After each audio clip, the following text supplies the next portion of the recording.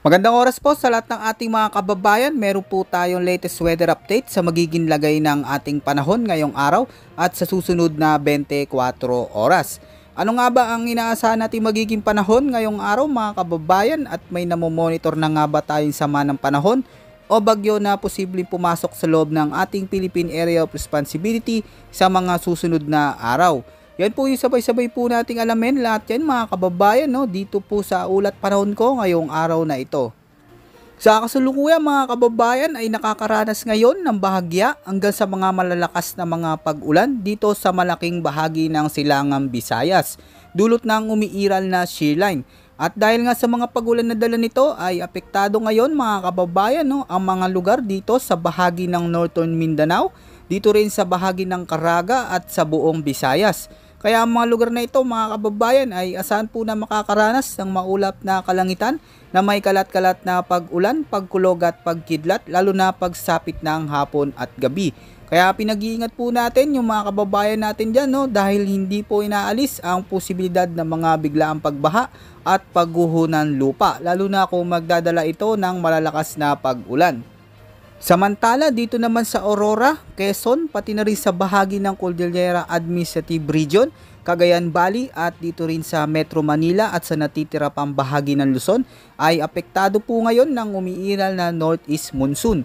Kaya asahan po mga kababayan, ang mga lugar na ito ay magiging kumpul-kumpul ang kaulapan na sinasamahan ng mga katamtaman hanggang sa malalakas na mga pag-ulan. Posible po yan pagsapit ng hapon o gabi. Dahil dito ay posible din ang mga banta ng biglaang flash flood at landslides, lalo na kung magdudulot ito ng matitinding pag-ulan. Kaya pinag-iingat po natin ang mga lugar na ito.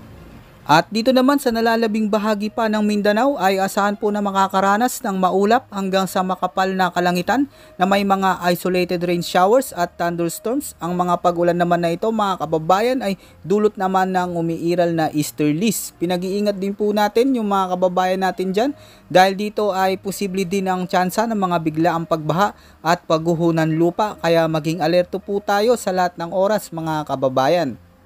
Samantala, wala naman tayong namomonitor ngayon na pamumuo ng sama ng panahon o posibleng bagyo sa loob at labas ng ating Philippine Area of Responsibility sa mga susunod na 4 na araw.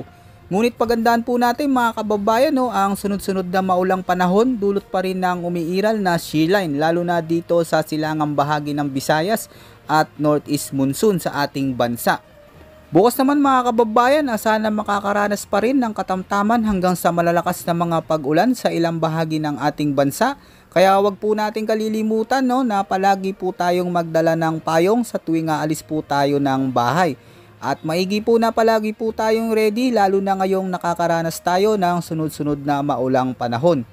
Kaya muli po, no, pinag-iingat po natin ang lahat ng ating kababayan sa posibilidad ng banta ng mga biglaang pagbaha at pagguho ng lupa. At magpatuloy po tayo na mag-antabay pa sa mga susunod pa nating update. Yan po muna ang ating pinaka-latest weather update at ulat panahon ngayong araw mga kababayan ko. Ito po ang inyong weather forecast ng bansa. Maraming salamat po at ingat po sa ating lahat.